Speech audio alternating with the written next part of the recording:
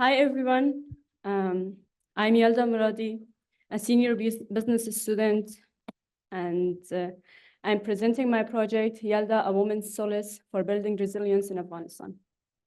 I'm a bit stressed and excited, so bear with me.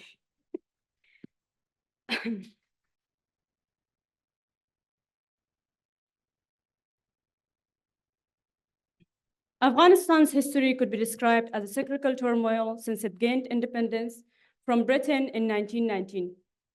The first ruler post-independence was King Amanullah Khan, who made considerable reforms regarding girls' education for the first time in the country by opening schools for girls.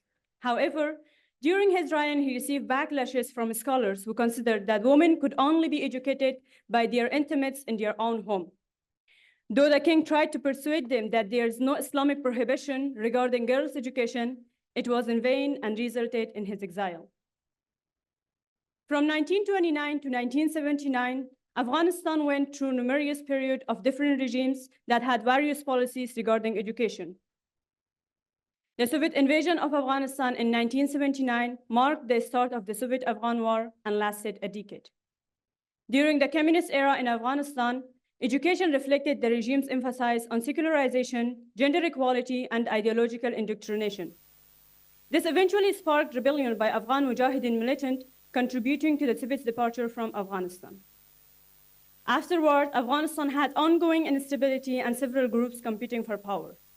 From 1996 to 2001, Taliban Authority took control of Afghanistan, implementing strict Islamic law and placing severe restrictions on women and minorities. The Taliban leadership prohibited female education and shattered all girls' schools. I was 9 months old when the US invaded my country in the late 2001. I was part of generation born in this period. I was born in December 2000 in Pakistan, and as soon as Afghanistan started to reform, my family moved back to the country to start a new life in their homeland. I grew up as Afghanistan started to stand and grow. Luckily, unlike my mother and my older sister, I had the opportunity to go to school and to educate myself, though the situation in the country was not good. This period was marked by governance challenges like issues of corruption, lack of efficiency, and lack of capacity within the Afghan government. Still, it brought a bit of chance for improvement, especially for girls. ما افغان هستیم. افغانستان را دوست داریم. به خاطر رفاه و آبادی افغانستان درس می‌خوانیم.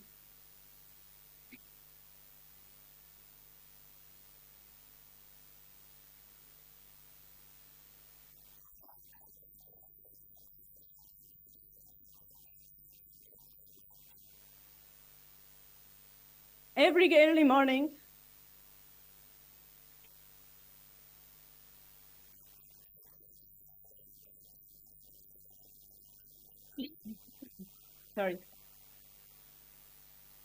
every early morning before starting our lessons, we stood in queues on the ground of our school, and in one voice recited the same motto: for prosperity of Afghanistan and for its well-being, we are and will study. Though the security situation was not good in the country, schools and some educational centers were being bombed by many political groups some days. However, this only made us more determined to be someone and to bring that prosperity.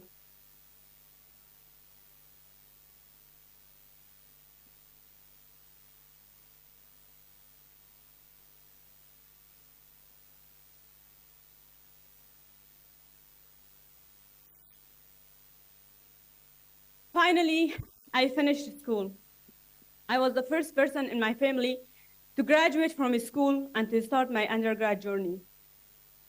Being a part of illiterate family taught me many things and made me grateful for every penny of thing I was learning every day and the chances I had.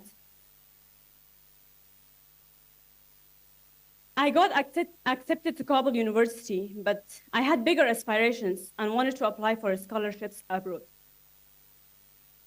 I still remember what my math teacher said when I told him I don't want to go to Kabul University and I want to apply for scholarships abroad. He told me, people study English for years, their head is full of English vocabularies, still they can't win a scholarship, and then you want to? His words were so discouraging. As I came back home that day, I opened Google and searched AUB, then opened the image and saw College Hall.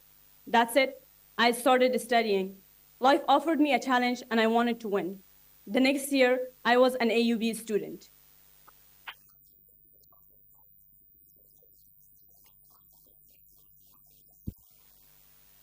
On August 15, 2021, Afghanistan fell into the hands of Taliban for the second time.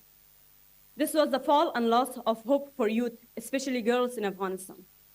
This was the fall of the mega dreams, the big assumptions, and the unbreakable trust.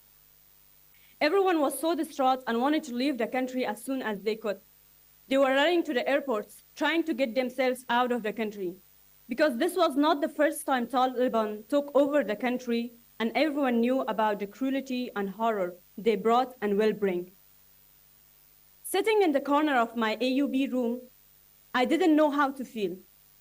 I was saddened by the circumstances, guilty for having an opportunity that no one else in my nation had anymore, and unable to talk to my friends and share my days of studyings and meetings since they were suffering of being uneducated for the rest of their life. Everyone was so disappointed and didn't know how to suggest a helping hand in the dire situation of the country. After a while of hopelessness, I, Yalda, tried to get rid of the feelings I had by doing something for my country mates. Yalda Night is a celebration in our country that marks the longest night of the year, with the winter season is remembered as a symbol of dark and coldness, which after Yalda Night, this cold gradually decreases and the warmth and intimacy of spring takes its place. And this night is a celebration of hope and renewal, which is why I decided to call my project Yalda. I started the project on April 2023. It was not easy at first, since I had no resources or experience, but my Afghan sisters' interest and their energy to learn was so encouraging for me to work hard and continue to provide better support for them. At Yalda, we provide psychosocial and educational support for female Afghan students, both inside and outside Afghanistan. Our board members consist of president, vice president, educational director, psychological assistant, executive director, and her assistant, both in Afghanistan. Thus far, we have conducted informational sessions and workshops for more than 400 Afghan girls, offering insights into available opportunities abroad and guidance on planning for their future success, like how to find and how to search for available scholarships for Afghans, how to write a winning personal statements, what is recommendation letter, CV, and so on. Recognizing that providing information alone may not be sufficient in the current challenging situation for girls, we also had the initiative to facilitate psychosocial programs for girls in order to inspire them and motivate them. We have conducted writing workshops and mind script workshops where girls wrote about their stories and problems, and also brainstormed on ways to solve these problems. Also, we have held Empower Her Wellness workshop, where students learned about self-therapy, self-study techniques, and psychological benefit of it, and also importance of art as a means of self-improvement. We are committed to empowering Afghan girls through comprehensive support, addressing both their educational and psychological needs. Just like Yalda Night, my project is about hope and renewal. I don't want anyone to fail me anymore. I don't want to rely on the false saviors. I want to take control. I want to bring change and take control in my hand. And this project is a small stepping stone toward it. Thank you.